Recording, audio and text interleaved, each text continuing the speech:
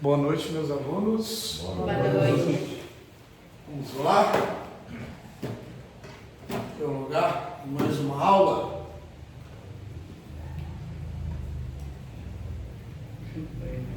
Como tem andado os nossos estudos ao longo da semana?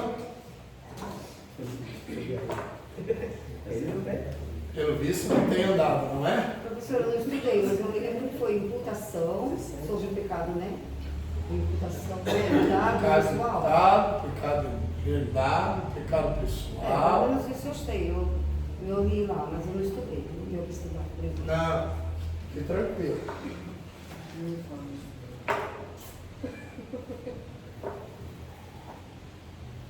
Primeira pergunta amartiológica,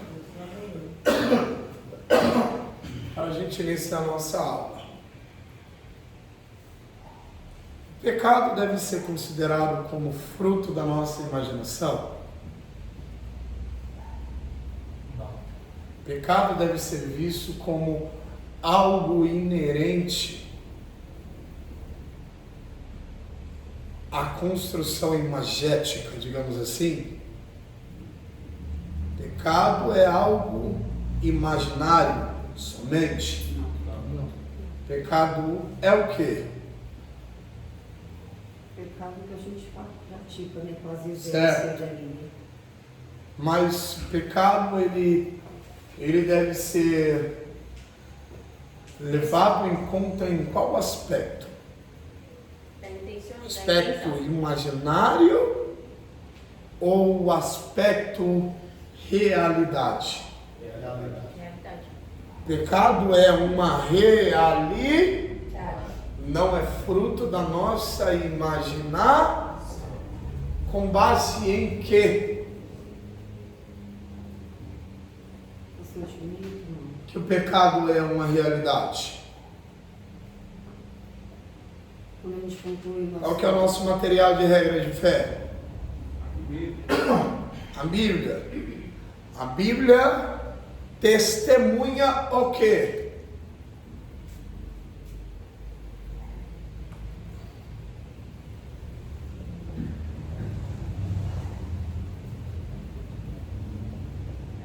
A realidade do pecado.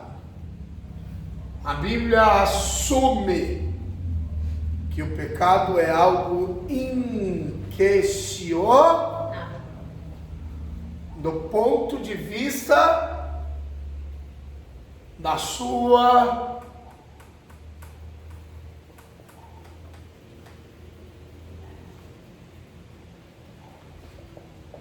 existência. Pecado existe. Pecado não é oriundo da imaginação. Não foram os homens, os seres humanos, que inventaram o pecado.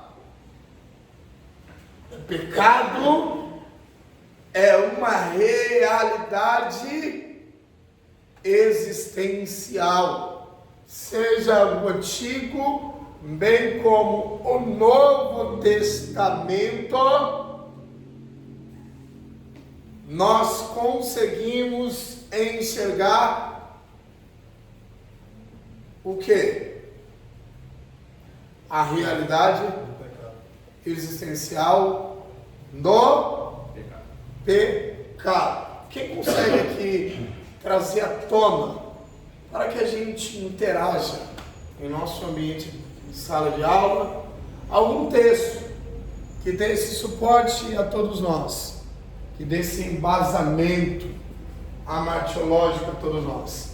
Quem se lembra de um texto? Gênesis capítulo de número 4, Certo. onde o Senhor fala com Caim, né, que o pecado jaz às portas. Quem testemunhou a respeito da realidade do pecado? Deus. Parabéns, Paulo. Quem mais? Eu não sei o texto, mas quando Pedro negou Jesus, Quando Pedro negou a Jesus. Mas você consegue citar o enredo textual? Jesus fala para Pedro: Pedro, tu me amas? Ele diz: eu amo. Aí ele pergunta 3 vezes, né? E ele diz que antes do que o galo cantasse, que ele trairia a Jesus, que ele negaria, na verdade. Certo. E Pedro negou Jesus. Pecou. Mas em que momento o texto testemunha a realidade do pecado? Quando Pedro nega. Mas explicitamente o texto testemunha? Acho que sim. Tem a citação ali? Acredito que sim. Tem a Eu citação. só não sei o texto. Mas tem a citação ali, gente? Não. Hã? Nós sabemos que caracterizou sim o pecado. Pedro negou o seu discipulador, não é? Sim. O seu orientador, o seu instrutor, o seu mestre. Mas o texto ali enaltece, testemunha a realidade existencial do pecado? Não. Vamos trazer à tona um outro texto. Pecado de Acã. Josué capítulo de número 7. A mulher adúltera não tem pecado de... Parabéns. Para quem não tem pecado, então é um texto que está explícito. O texto transmite de modo claro, de maneira transparente a realidade do... Um texto clássico, gente. O primo de 2º grau de Jesus, João o Batista, filho de Isabel e Zacarias. Eis o Cordeiro de Deus que tira o... Então o pecado está no mundo. E por estar no mundo é uma realidade existencial.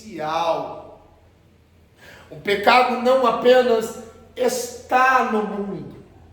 O pecado não apenas é uma realidade existencial. O pecado está atuando, está agindo. Maravilha? Então quero que vocês anotem aí. A Bíblia assume como algo inquestionável a realidade existencial do pecado.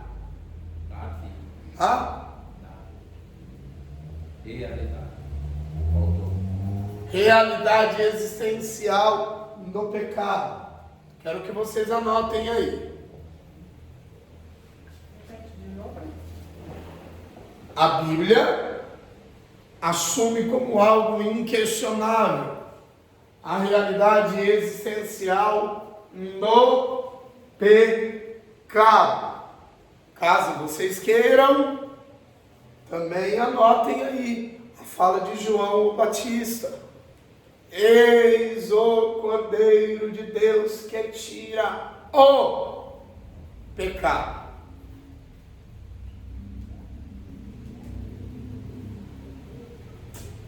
Anotem.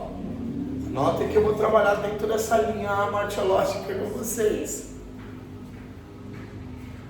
Eis o Cordeiro de Deus? Eis o Cordeiro de Deus, perdão? Eis o Cordeiro de Deus que tira o pecado do mundo. Boa noite. Boa noite. Como a senhorita está? Estou ótima. Perceptível pela chapinha. Gostou? Não. Sei não, hein? Ó, para de coisa. A Bíblia assume como algo Inquestionável. Ela não questiona. Ela apenas assume que o pecado é uma realidade existencial.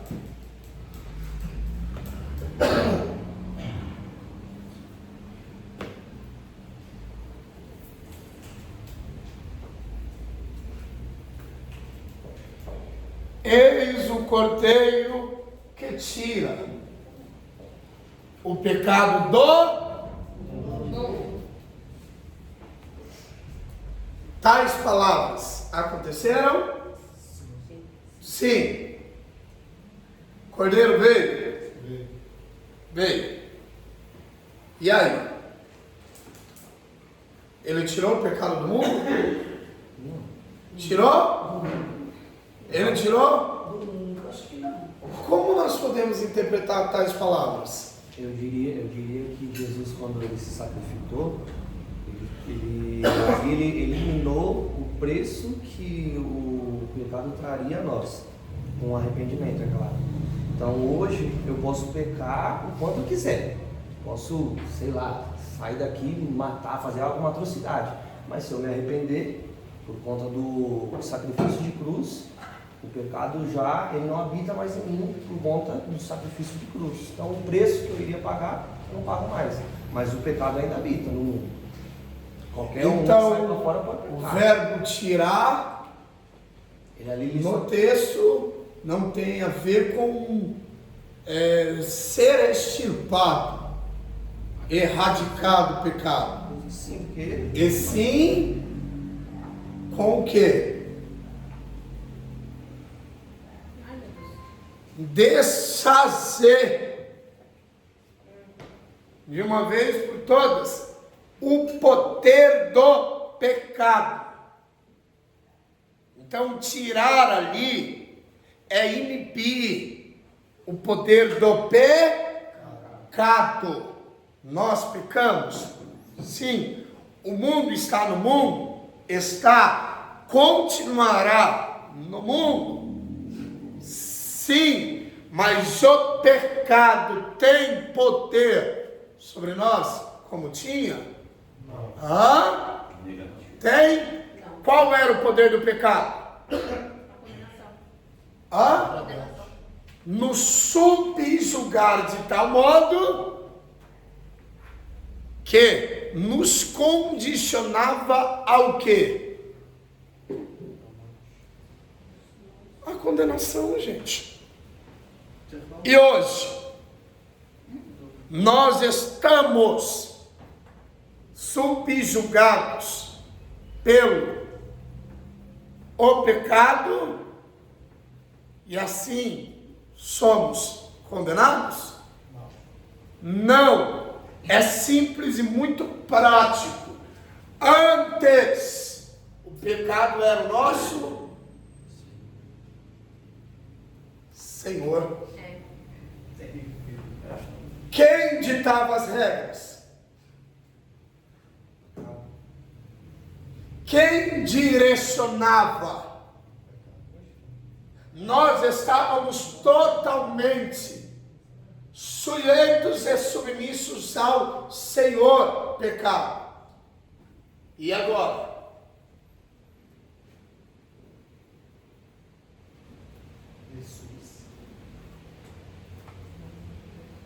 Jesus. Quem que é o nosso Senhor? Jesus. Quem que é o nosso Senhor? Jesus. Quem que dita as regras? Quem que dita as regras? Jesus. Quem nos direciona? Jesus. Então o pecado continua no mundo, mas ele não tem Poder. poder. Por quê? Porque Mudamos de Senhor. Se nós temos um novo Senhor, a nossa rota foi alterada. Antes de Jesus ser o nosso Senhor, estávamos indo em direção ao quê? E agora? Anotem aí. a subida. Estávamos indo. E agora? Subindo. Muda-se o Senhor. Logo, Muda a sentença. muda-se também a direção. Vai ditar isso. Ah? Fazer um ditado. Vou ditar ao símbolo. Os alunos do médio, gente. Os alunos do básico não vêm, não é? Os alunos do médio vêm. Fica à vontade, eu sinto. Pregadores. Alberto, Alcindo. Pregadores.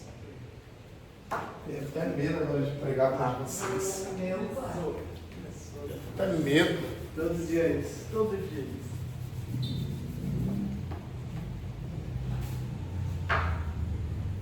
E o ditado? O ditado. Nossa, Quando o texto diz, vamos lá, rapidinho, quando o texto diz, estou elaborando o ditado na minha mente. Quando o texto diz que o ditado, quando o texto diz que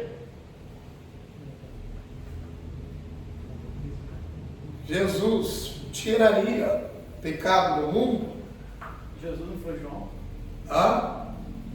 Quando o texto diz. E quem disse no texto? João. E ao dizer que o texto diz, eu não estou dizendo que diretamente Jesus disse. Eu estou dizendo que o texto diz. Aí para saber quem é o orador do texto. Vai bugar minha mente, vamos parar, hein? Aí para saber quem é o orador da fala que diz quem tira o pecado é João. Mas ao dizer que o texto disse, eu não disse que Jesus disse. Pronto. Anotou aí, Alberto? Só você fala de jeito tão simples. Quando o texto diz que Jesus tiraria o pecado do mundo, não significa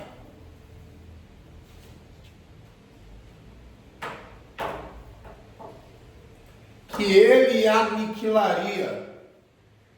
Naquele tempo, com a existência do pecado. Mas sim, Nossa, nem falou tudo. Calma. que ele não significa que ele aniquilaria com a existência do pecado, vírgula, mas sim que todos quanto estivessem nele, vamos, mas sim que todos quanto estivessem nele,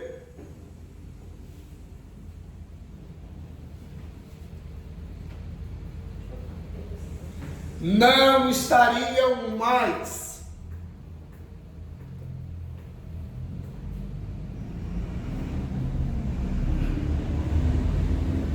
sob, não é sobre, sob, S-O-P, sob o poder do pecado, sobre, acima, sob, abaixo. Nós estamos sobre Jesus ou estamos sob Jesus? Quem está acima de nós? Então, se Jesus está acima, Ele está sobre. Se nós estamos abaixo, nós estamos sobre. Parei Estariam mais Poder do sobre. pecado. sob o poder do pecado. Vírgula, justamente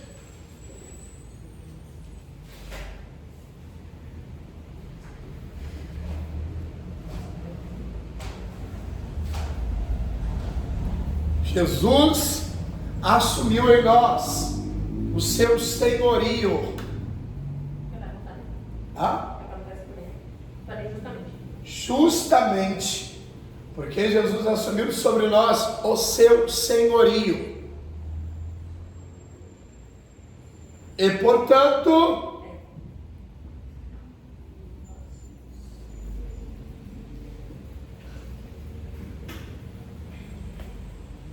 mudou-se a direção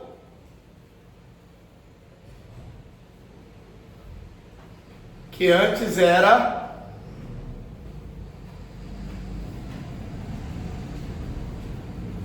para baixo e agora é em direção à eternidade. A minha irmã está passando mal, vou ter que dar uma saidinha, tá? Sua irmã, Vou ver agora. A direção que antes. Desculpa. Eternidade, né? Antes era para baixo, agora é em direção à eternidade. Vou apagar.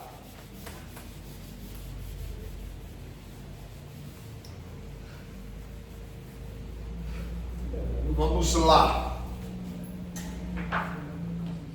Eu quero perguntar a vocês, seja no Antigo Testamento, seja no Novo Testamento, seja na maior porção bíblica que é o Antigo Testamento, que contém 39 livros, ou na menor porção bíblica que é o Novo Testamento, que contém 27 livros, nós vemos inúmeros pecados de inúmeros homens que foram totalmente separados por Deus e para Deus. Exemplo: Abraão mentiu, não é? Moisés desobedeceu, Davi adulterou e também arquitetou o assassinato de um homem, justamente para que ele case com a mulher. Paulo orquestrou, Paulo planejou, antes mesmo da sua conversão, em Atos 9, a perseguição contra os cristãos da igreja do primeiro século, cristãos primitivos, primeiros. Por que a Bíblia, seja o Antigo ou o Novo Testamento, faz questão de destacar que esses homens com tantos atos heróicos, homens dotados de virtudes, mesmo assim não foram isentos de pecados? Alguém sabe dizer? Natureza humana. Natureza humana. Natureza humana? Parabéns, Cláudio. Por que a Bíblia faz questão?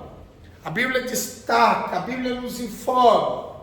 Nós que somos leitores, por que nós lemos que Abraão pecou, que Moisés pecou, que Paulo pecou? Porque eles poderiam ser considerados como santos, como deuses, né? E aí a Bíblia ela quis colocar como se a glória só fosse de Deus. Que eles, por mais que eles fossem pessoas assim que destacadas, mas que também eles teriam a natureza pecadora, a natureza humana de pecar, e que só Deus era santo. Parabéns, Cláudio, também parabéns. Mais alguém quer participar? Porque para provar que só Jesus seria o único que não pecou. Também, parabéns. Quem mais quer participar? Ele quer. Sim, eu consigo. Bom, devido, como já foi dito, à natureza humana, destacando que a perfeição única era a perfeição de Deus, que todos os homens abaixo dos céus teriam falhas e erros e seriam sujeitos a isso. Parabéns, Alcine. Agora eu posso participar? Por que a Bíblia menciona, por que a Bíblia informa-nos que esses homens repletos de virtudes que tornaram eles destacados dos demais humanos, mesmo assim não ficaram imunes de seus respectivos pecados, para mostrar a todos nós que por mais que nós estamos em Deus, por mais que nós estamos nos aproximando de Deus, exceto Deus, todos nós também estamos inclinados e fadados ao quê? Ao pecado. Homens cheios de virtudes, mas cheios de mazelas. E com isso quero dizer que por mais defeitos que nós temos, isso não é justificativa para que não sejamos úteis ao reino de Deus. Mais uma vez, os nossos defeitos, as nossas imperfeições, as nossas inclinações ao pecado não nos justifica para que nós também não sejamos como os nossos ancestrais foram, úteis ao reino de Deus. Assim como eles, nós também pecaremos e pecamos. Eles pecaram, nós pecamos. Foram úteis, também poderemos. Alguma dúvida?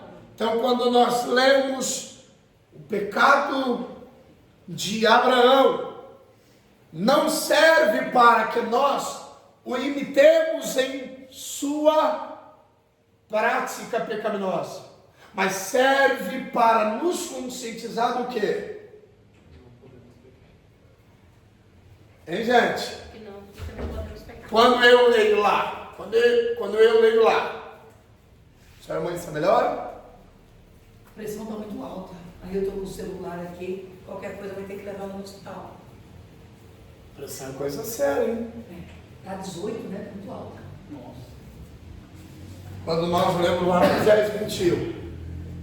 Nós também temos que mentir, mas nós sabemos o quê? Também podemos mentir. Ele mentiu? Sim. E Deus? Não. Vamos lá. Ele mentiu? Sim.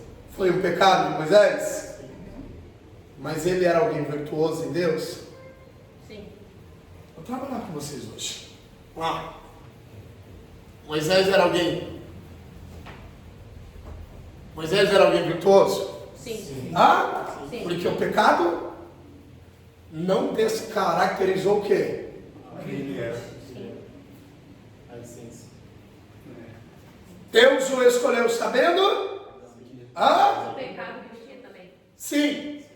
Vemos a virtuosidade de Moisés, Sim. mas vemos também o quê? As falhas também. Então, por mais pecadores que somos, também virtuosos somos.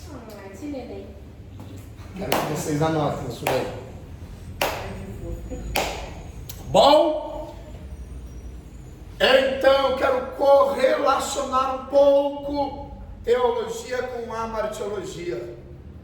Deus não vê apenas em nós, seres humanos, a nossa inclinação ao pecado. Ele enxerga em nós a nossa virtuosidade. É Deus falando com alguém aqui hoje. Então anotem isso daí. Moisés mentiu, não, né? A lei é mentira. Não, eu te dei um exemplo. Eu te dei um exemplo, tá Então, bom? no caso, Moisés... Moisés desobedeceu.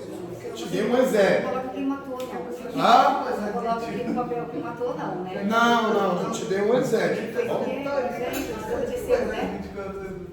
Moisés desobedeceu, Abraão mentiu, Davi adulterou. Eu te dei um exemplo, tá bom? Dei um exemplo. Não significa que Moisés mentiu. Mas certamente tenha mentido. Sim, é um exemplo, né?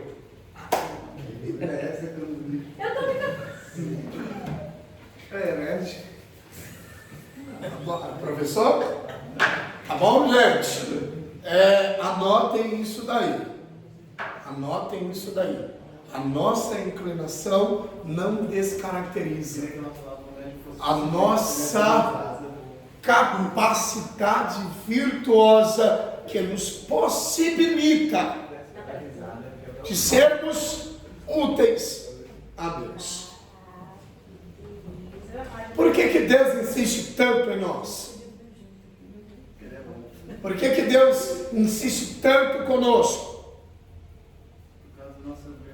Porque nós não estamos condicionados, nós não estamos fadados à inclinação pecaminosa, não somos cheios de mazelas espirituais, e mesmo assim Deus insiste porque primeiro, além de nos amar, Deus é o único capaz de enxergar em nós a nossa virtude. Estou falando que Deus está com alguém. Anotem isso daí. Além de nos amar, Deus é o único capaz de enxergar em nós a nossa virtude.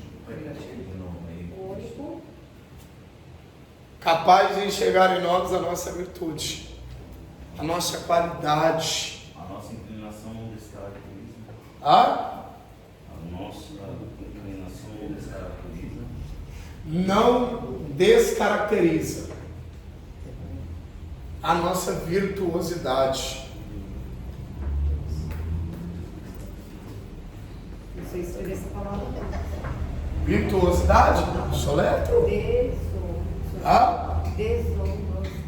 Descaracteriza. D-E-S. Escreve aqui na lousa. Pra você não ter preguiça de escrever, não? Aqui, ó. Deixa eu até te falar, né? Não sei se.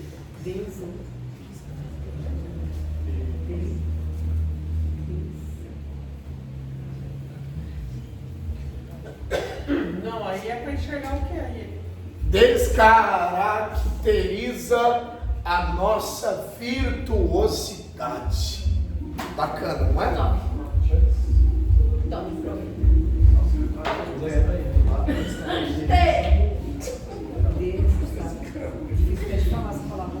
Ou seja, Deus enxerga os nossos muitos pecados, mas simultaneamente também enxerga as nossas muitas virtudes.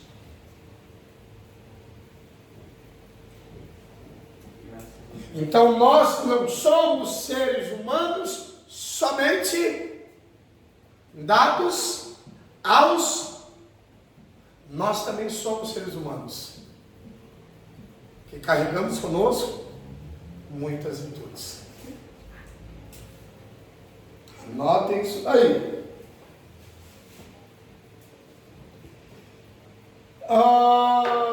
Vamos lá.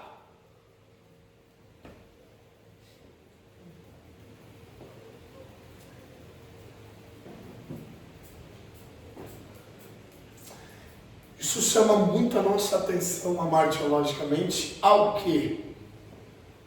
Dentro de toda uma construção odierna, dentro de todo um processo construtivo nos dias atuais,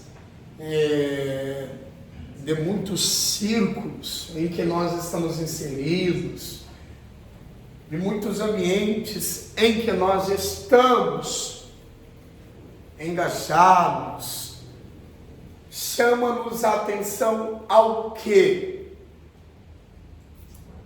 Que por mais que nos tornemos íntimos de Deus, e é necessário que nos tornemos, nós somos o quê? Pecadores. E na presente vida não deixaremos de ser o quê? Pecadores. Por mais santo que seja o pastor, por mais santo que seja o pregador, a cantora, enfim, mais santo que seja alguém que você conheça, alguém que você, até mesmo que você seja, todos nós somos pecadores. O que pode acontecer é que alguém tenha mais virtudes do que pecados. Mas isso não significa ser pecado. Por quê? Porque todos nós carregamos uma natureza caída inerente ao nosso ser. Nós somos, em nossa natureza caída, seres humanos depravados.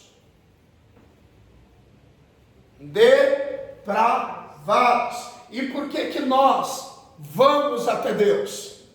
Por que nós recorremos até Deus?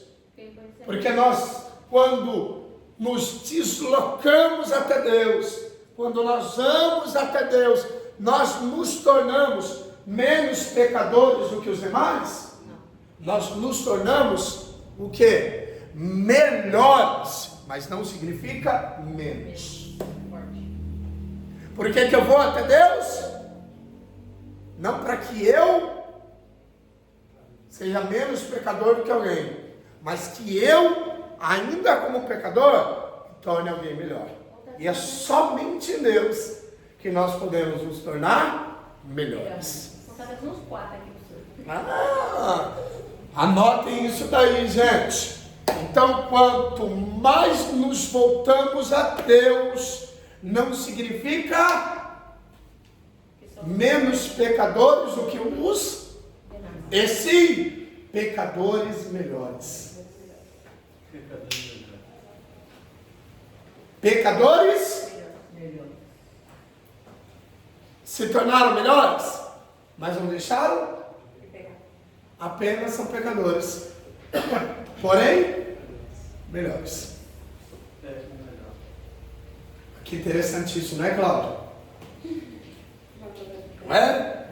Pode viver 24 horas dentro de uma mesquita, 24 horas dentro de uma sinagoga, dentro de uma capela, pode viver 24 horas dentro de um templo religioso. Isso não torna alguém menos pecador. Isso só torna alguém pecador melhor. Não é porque melhorou em pecar, é pecador melhor. Por quê? Com os pecados, as suas virtudes em Deus estão melhor, então se tornou pecador melhor.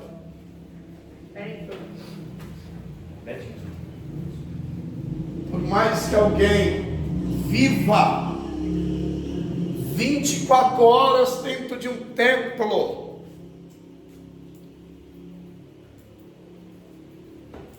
e que seja extremamente devoto, e que tenha uma vida casta,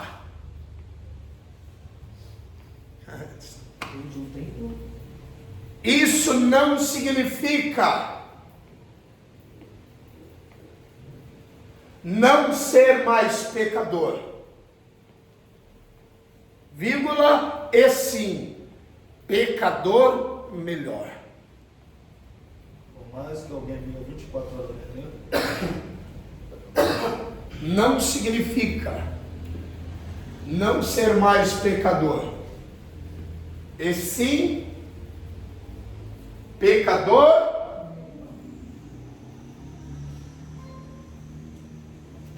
melhor.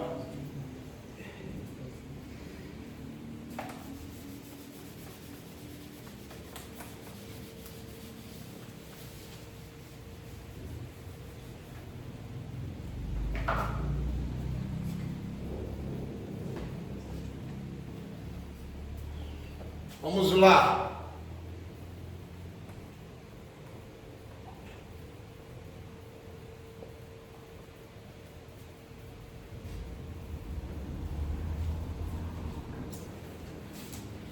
Deixa eu tratar com vocês em um tema de extrema relevância, amartiologicamente falando.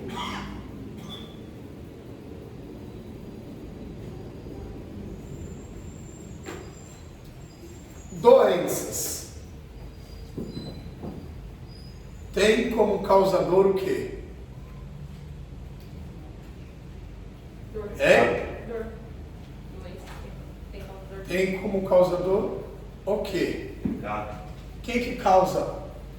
Parabéns. Mas nós devemos generalizar? Por que não? Tem coisas que são físicas, tem coisas que são espirituais.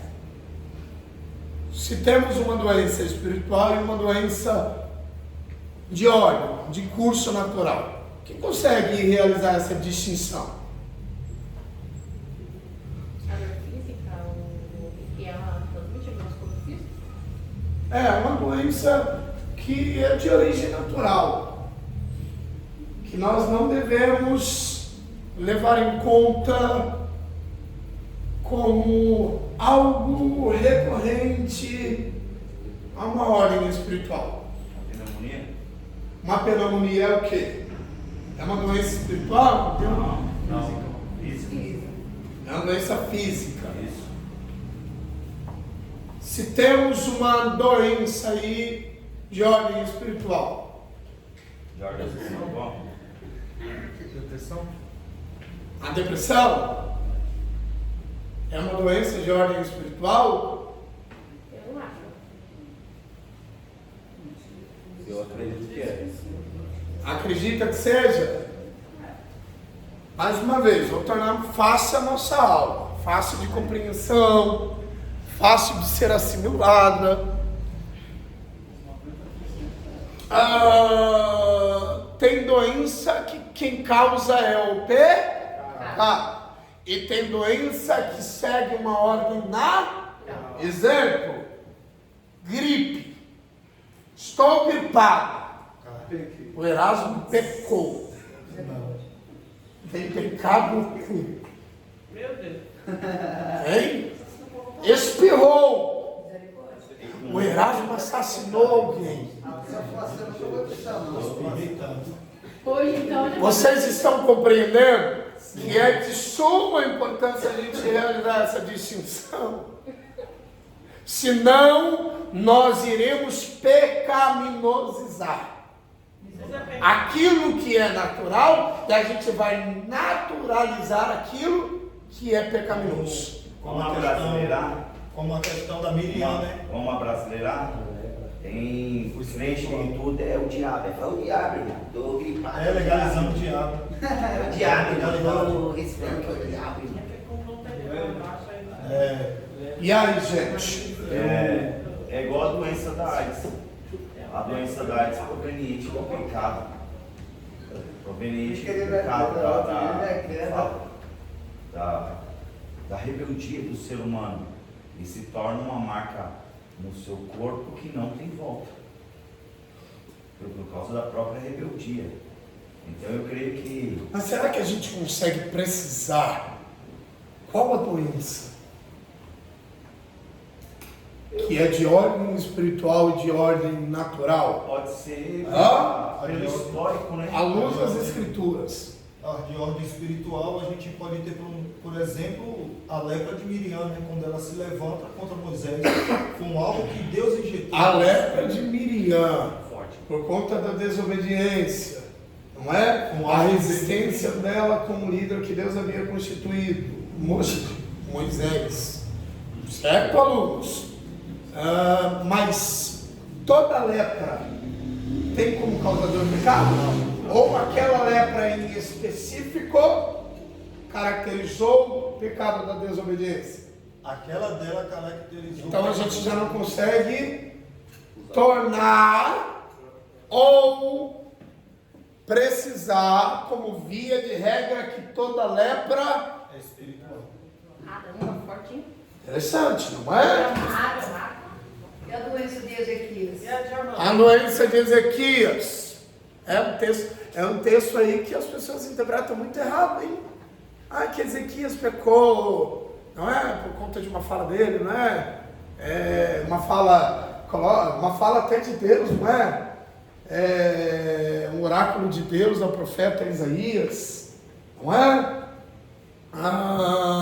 Coloque a sua casa em ordem, porque hoje morrerás. É porque ele tinha um pecado ali. Gente, não se sabe, não é? Mas será que realmente a casa em ordem ali implicava em algum pecado ali? O culto de Ezequias? Ou será que foi alguma omissão de Ezequias? Mas a gente discute. Biblicamente, nós podemos precisar qual é a doença de ordem espiritual e qual é a doença de ordem natural? Eu posso dizer com precisão aquela doença ali, que aquela pessoa, aqueles sintomas daquela doença que a pessoa está transmitindo caracteriza uma ação pecaminosa, por conta disso a pessoa está assim. Mas se temos uma doença, gente. Vício.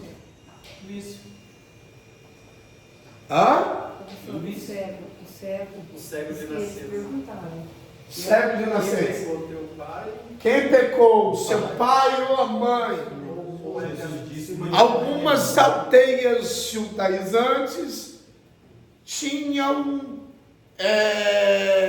por costume todo um conceito imagético que quem nascia com alguma deficiência visual, auditiva ou física era decorrente de pecado dos seus ancestrais, ou seja, dos seus pais. Então é verdade que os discípulos interrogaram a Jesus para saber quem havia pecado, os pais ou aquele cego. Aí Jesus disse o quê? Nem os pais, para que se manifeste a glória. Então existe doença que alguém desde o seu nascimento trouxe consigo como algo que foi imputado aos que os pais imputou. Mas existem doenças que seguem o quê? Não. Vamos lá, trabalhar. Existem doenças que seguem um curso natural. Existem doenças que são de ordens espirituais. Então o professor quer ensinar a cada um de vocês amartiologicamente que por mais que nós sabemos que existem doenças, de ordem espirituais, absolutamente ninguém pode precisar. Aquela doença ou tem como causador o pecado. Porque assim como alguém se tornou aidético por conta do pecado, também aquele adético ficou daquele jeito por conta de um descuido. E não justamente porque pecou. Ou até mesmo, devido à relação entre o pai e a mãe, ele pode ter nascido contraído do vírus, pode nascer com... Sim, então sejamos muitos cuidadosos amartiologicamente. Ninguém pode precisar. Também acontece que a criança nascer. Ninguém pode precisar. Qual é a doença? De ordem espiritual. E qual é a doença? De ordem natural. De ordem natural. O que se sabe é o quê?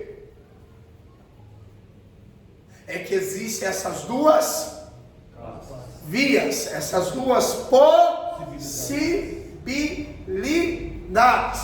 Por que é necessário que tomemos cuidado em não precisar qual é o causador daquela doença?